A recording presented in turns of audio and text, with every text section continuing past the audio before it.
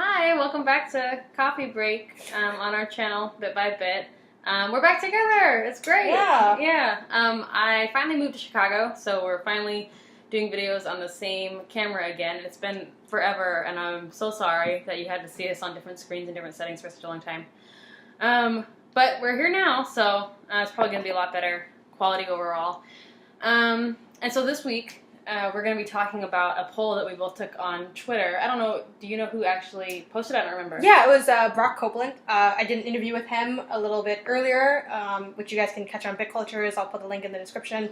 But yeah, he's doing this indie game called, I don't want to butcher the name, so I'm not going to say it. I think it's like Guardians of the Rose or something like that. But yeah, so he did a poll recently, a few weeks ago, about whether he has like a male avatar as his protagonist, and he was asking what the female like option should be for the avatar, and whether or not it should be like basically the same as the male avatar, but just with like longer hair, and like just kind of what like should it be basically a female version of the male one, or should it be something in its own entirely? Right. And so we thought we'd do a video because we answered differently. So the question was, should the female avatar look the same or similar to the male avatar? And Janet answered yes, and I answered no.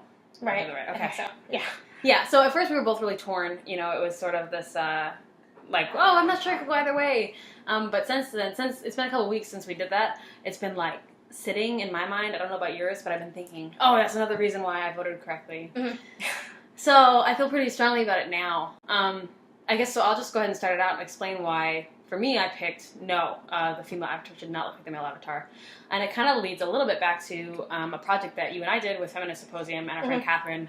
So this is something we did back when we were seniors in college at Cornell. And basically we talked about a lot of female characters in games and their stereotypes. And one of the ones we discussed, if you remember, is the one that's basically, I think we called it the not like the rest of them trope. Yeah, so it's basically like a female character who's not really a female character. It's like a female character that is a male character, which can sound all sorts of weird if you don't explain it well. But it's basically like Linkle. It's like Linkle doesn't really have her own attributes. She's just Link, but a girl. Yeah, with like a bow. With a bow. Yeah, so it's like you didn't really create a female character. You just you didn't give any, attributes that are, familiar or, things about Linkle's background or life or personality that would feel familiar to a female gamer. You just made a male character female. And I feel like that's one of the problems we might run into with this question is if, should the male avatar look like a female avatar?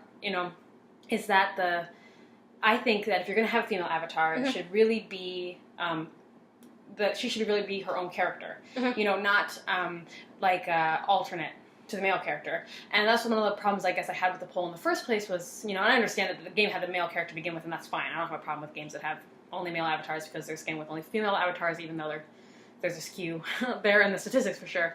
But the problem is really, if you look at it from a general sense, the question is, should the female character look like the male character? And that's, again, assuming that male's always default, And right. So the female's always playing off of that default, and they're never their own character. They're just always sort of just a female version of the real main character is what I have an issue with. Yeah. And by making them look similar, I think it reinforces that idea.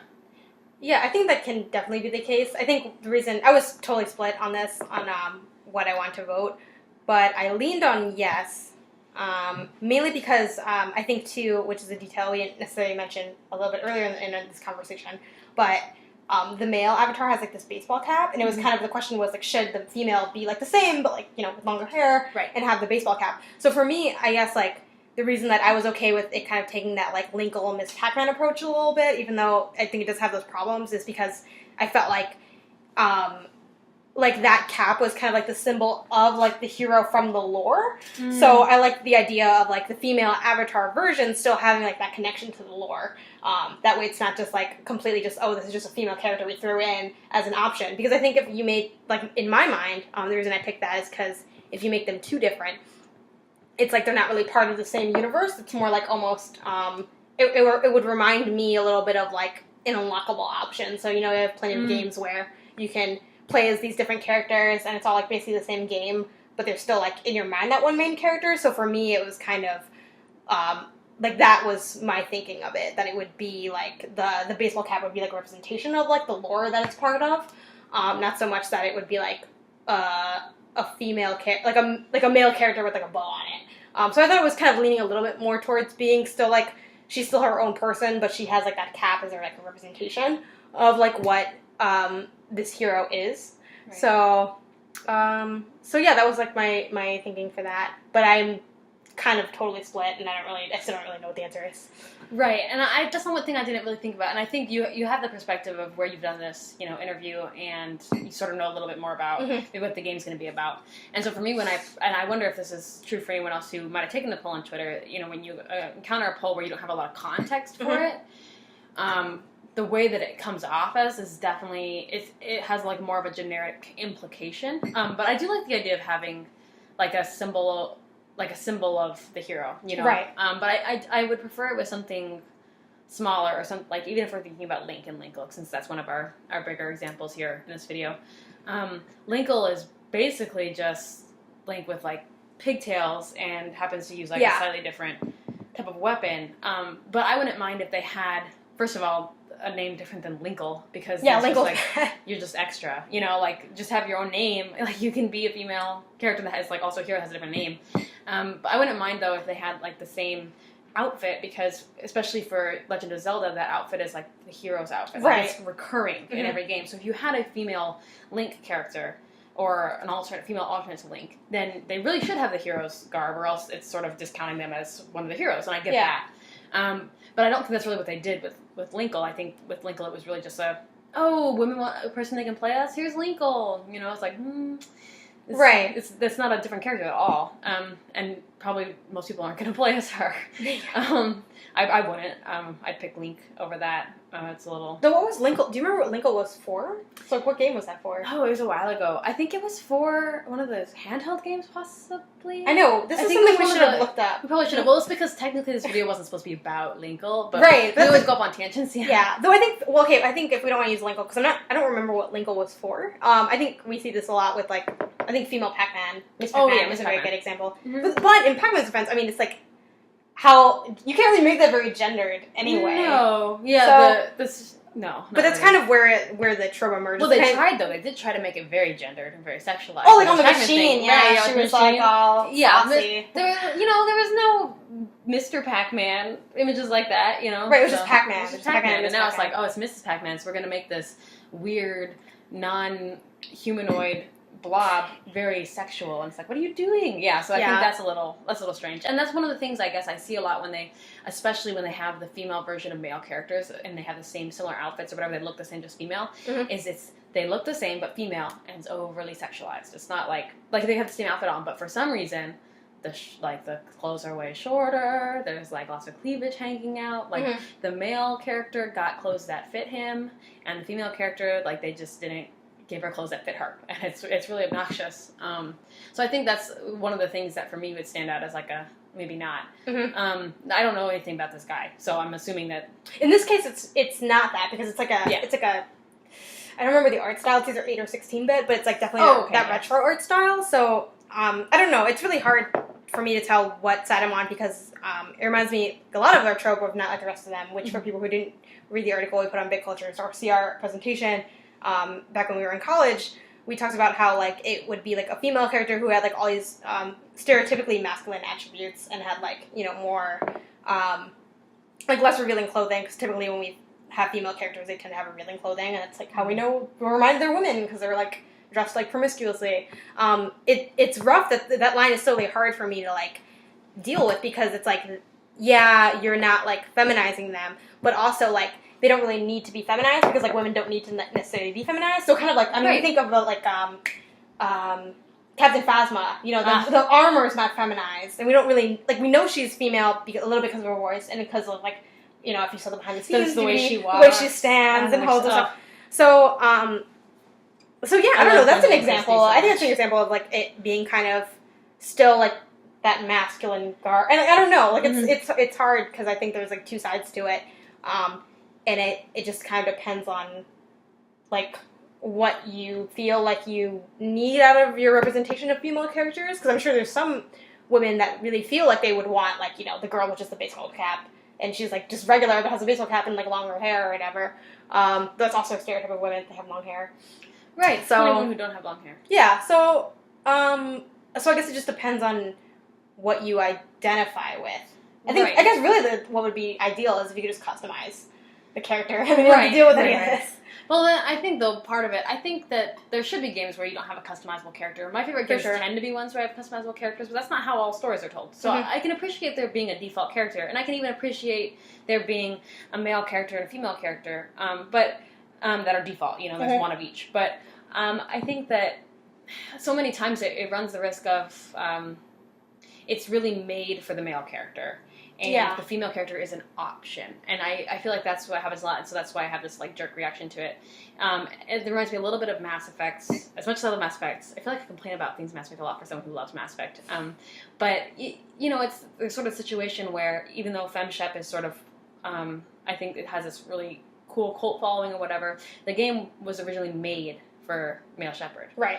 And so you see that in the way, in everything, in all the details and the way the game's designed, the way that female shepherd walks. So when we talk about Captain Phasma definitely walks more like a woman might walk. You can kind of tell. And, you know, Gwendolyn Christie talked about this a lot in, you know, the background video. And I think that's true. I think she does give something of this, like, distinctly feminine, if that makes any sense, to Captain Phasma, to the point where we're aware that she's a woman, but not so aware that there's boobs in our face or anything like that. You know what I mean? And I feel like with FemShep, while you do not have to have female characters who are constantly feminine, they just took the same art style for the male walk and placed female shepherd over it. So she walks like a dude. And generally, or at least I think probably statistically speaking, most women walk a little bit differently than most men.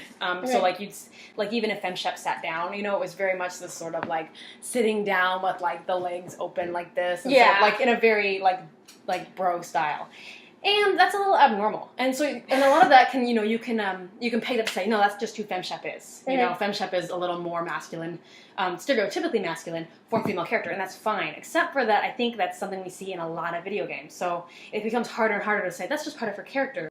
And easier to say, you're just lazy and didn't want to make a female character. You know? So I think that gets to be one of the issues, and it's a very fine line because you know, we want female characters who are not constantly overly feminized, but I don't want it on the complete other side of the spectrum either. I want something a little more in the middle where it feels authentic. And I think that runs the risk of being inauthentic.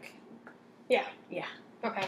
I think I agree with you now that I've heard your points, because what really stuck out to me and what you said was the fact that it's not just like this one, you know, nothing exists in isolation. So, like, you know, when Rock Copeland put up that poll, which, by the way, he did go with a female character that doesn't have the hat. I saw some, if you check his Twitter, which we can also put in the description for those of you who are watching this, he did go with, like, just like a regular, like, without a hat and stuff, and she has, like, long hair and stuff. And I think he has, like, he was choosing between a couple different sprites for that.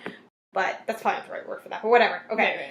Different characters for that. So I think the reason I agree with you now is because what stuck out to me from what you said was how there's so much of, like, this, like, female version, like, female character that is basically a male, like, a female version of the male character. I think that historically we have seen that a lot more, especially when we're just choosing not to customize our character, but we're choosing between two avatars. And typically, you know, one will be male, and then one will be, like, a female that is, like, the same as the male, but just, like, happens to have longer hair or some type of, or, like, a female face or something like that. So I think because of that, I do agree with you. I think also, you know, one thing, this is kind of a little bit going off topic, but one thing I would love to see from developers who do decide that, you know, if you decide you want a male default character and you just want a female option, I guess it's fine. It's an option. It's the thing that a lot of people pick, so I would probably, like, I'd say either just go male or just, like, not have the, like, if they're really both equal, like, they need to be presented equal to the player. So, like, something that I've noticed is when you can choose your avatar, typically there's an opening cutscene that has the male already, and you can change to female, or there's, you choose, but you start off as male, so, like, it's kind of implied that, like, the male character is the actual character, unless it's, like, modern Pokemon, which now has, like, to me that's kind of, left the whole gender thing a little bit in the sense that, like, it's implied that, like, most people will pick whichever one they either identify with or just feel like playing. Like, I know a lot of, like, both male and female people that, like, they prefer to play as the opposite gender for whatever reason, so, like, you know, But I think with most games, like, you would need to, like, have, like, something in the center, and then you can just pick left or right, because typically it's, like, you start off male, and you can move your joystick to the right and pick female if you want. Yeah. But it's, like, it's never the inverse, and it's rarely, like, presented as an actual option. It's usually, like, do you want this character that is given to you, or, like, the other one? It should be like Madden, where you have the 2 controllers and then, like, or Madden. Yeah. And, like, all you the want to sports be team A, games. team B, and you have to, like, move to the side. It should be like that. That's what I think it should be like. Yeah, so, except for, I do think it's okay to have characters that are distinctly one type. If you have a character and this is your character for the game, it's fine if they are, you know, male identifying, or it's fine if they're female identifying, and that's it. That's all you have. That's your only option. Fine, it's totally great. Like, I'm really excited for Mass Effect Andromeda. Well, it's not the only option, but the default option this time is female, and I think that's a big step, you know. And they've announced that, and it's pretty cool. So I think it's okay. I think it's okay for the most part if you have some that are more dominating in your game. It's just the rate at which it's male is a little disturbing. I think also if you want to give players both options, you have to, like, present it as if they're both, like, legitimate options. Right. If that's what your game is about. If it's an RPG where you're able to do where you do customization of your character, that kind of thing, it really shouldn't be one. Like, which is I think why I wasn't expecting Brock Holden's game to include a female option, because that didn't come up, and it wasn't in the Kickstarter or anything like that. But I guess that makes sense for the genre, because it is an RPG and it's old school, and it's so that makes sense. But I think it needs to be presented as, like, these are 2 different things you have, not just like, oh, you're automatically male, and then I decided, like, I thought for representation purposes I threw in a female avatar, which is also fine, because I think we need that. But I also think we need to, like, have it presented as, like, equal options. Right. And if you just, I guess I don't really like it as an afterthought, you know, we'll throw in a female option. It's like, if you want a female option, you have to make the game work for the female option. So, yes, please have a female option there, but please make that, you know, sort of specialized for the female option. So it's not the same game. Because the truth of the matter is, no matter what, and most universes, scientific or fantasy related or whatever, male experience and female experience are not the same. They're just not always the same thing of life, you know, in general. It's not, so different perspectives, different experiences, different, you know, events that might happen in someone's life. And that's going to shape how someone sees the world and sort of acts in the world. And I think that's important, you know, to address, especially in video games, because video games are really strong vehicles for storytelling. So if you have a female character, I think you should include her in your thinking about how the game goes, you know. Yeah, absolutely. So, anyway, I'm glad you agree with me. We never do this. I know. It never happens. We agreed. We're on the same screen. It's all coming together. Yeah. All right. Well, thanks for tuning in, guys. And we'll catch you next week.